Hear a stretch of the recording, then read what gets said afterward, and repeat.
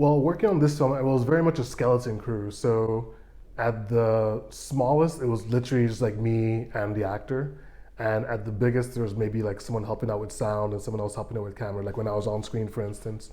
So it's a very different dynamic than working on sort of like a huge set. And in a way, it's a lot more intimate because you're kind of working in an environment that is a lot more controlled, a lot quieter. And because the material itself is also quite quiet, it's a very meditative state in a way. And I feel that's slightly different than the familial aspect of a big set. We shot the film on an old digital camera, like an old Panasonic DV camera. And in a way, a lot of people think it looks like 16 millimeter because, and that was kind of like the idea because we're trying to hark back to sort of like a older time. And there's a section in Super 8s, of course, and then bits on 35 millimeter film as well. I actually started making a version of it maybe 3 years before I actually started making this final film. And the actual shooting of it took about a year and a half, 2 years.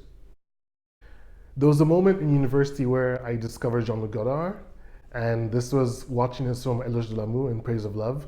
And that was a film that really inspired me to actually just really go out and like, make cinema in a way. Because I'd always been interested in film, and even prior to that point, I'd been making stuff.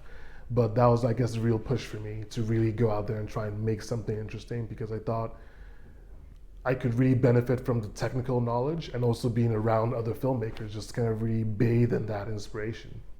I was very confident in my own voice as a filmmaker, but what I was not as confident in, or rather I was interested in, because I'm a very technical person as well, was in all the behind the scenes aspect of things. And I wanted to find out exactly how do you work a film camera? How do you work on 35 millimeter film? How do you work on 60 millimeter film? How do the cameras work?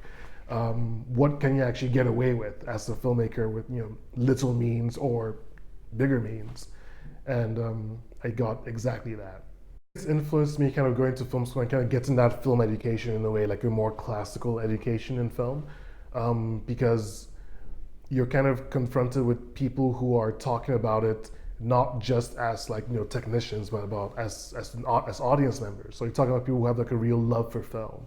And everyone who goes to film school has a very specific idea of what a film school is. And you kind of think you're gonna go and you're gonna have parties all the time. Everyone's gonna talk about films all the time. You go watch movies and stuff. And it's a little bit of that, but you're also getting exposed to so many different kinds of life experiences and different approaches to life as well. And I think that's very important as a filmmaker to be able to kind of have this life experience too.